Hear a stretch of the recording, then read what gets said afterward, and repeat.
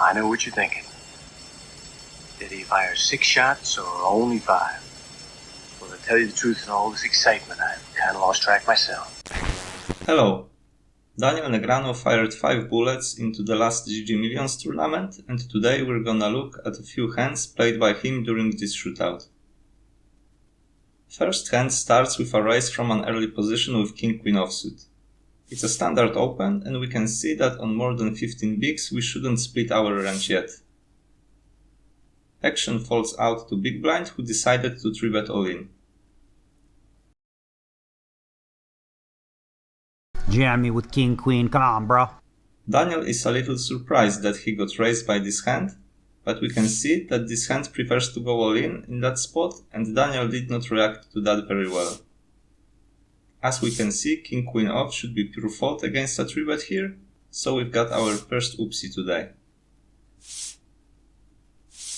Next hand is a little bit weird because it starts with a misclick. But I don't want to criticize it because these kinds of mistakes can happen to everyone.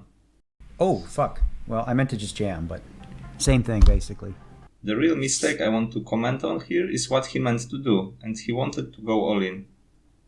As we can see, ace-10 off is a hand we want to raise small in that spot with intention to fold to 3-bets. So it's another oopsie. The hand played out weirdly, and Daniel got click 3-bet from the button, and because of his misclick he could actually save 1 bullet. But he called out of position for 2/3 of his stack and stacked off versus better ace postflop. Another hand is packed with action. It starts with a raise from hijack, opening almost 30% of hands. The cutoff decided to 3-bet his hand.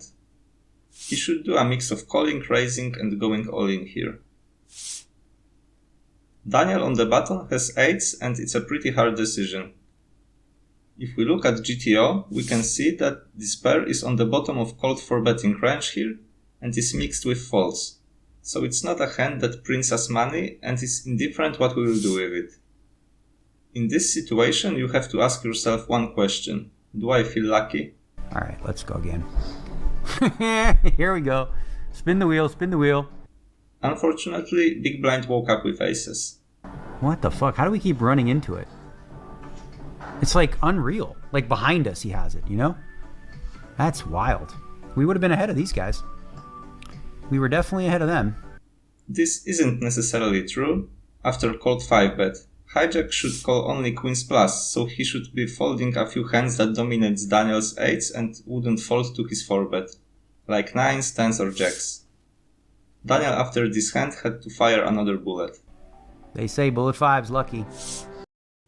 Shortly after last rebuy, Daniel got dealt ace-jack off in the big blind. Action starts with a raise from big stack in early position and a call from small blind. If we look at his range, we can see that there aren't many traps, because he should be 3-betting most of the hands that are better than ace-jack. Jam not necessary. Can see flop. And this is another oopsie. Ace-jack off here is perfect hand to squeeze, and according to GTO it should be pure jam. We have nice blockers, good fold equity, dead money in the pot and nice equity when called. Daniel just peeled and folded on the flop. Now we will look at some postflop play. Daniel raised on the button and got called by the big blind. We see a small c-bet and that is the most common action on this structure. Ace-9 off uses this sizing more than half of the time, so well played here. After queen on the turn, button should start to polarize and use only big sizing or check, with around 50-50 split. Ace-9 is almost pure checkback here. We see 9 on the river and a small bet from the big blind. If we look at GTO ranges, we can see a pattern here. Almost all 6s want to use smallest block bet sizing. Pair of 7s is worth 50% pot size bet, and 9s can bet even bigger. There are also overbets used by trips and better. Of course, solver isn't totally face up and mixes some very strong hands in every sizing. Okay, one big, I can raise this. just in case. Now the decision is on Daniel, who mentioned raising, but called in the end just in case. That is playing scared, and solver don't have that kind of emotions. We can see that every 9 raises here for value. The only exception is 9-6, because this hand specifically blocks 6s that are the most common pairs that we beat after block bet. Played great this week, I think. Very, very happy with it. Very few mistakes. I hope you liked this video, don't forget to subscribe and see you next time. Bye.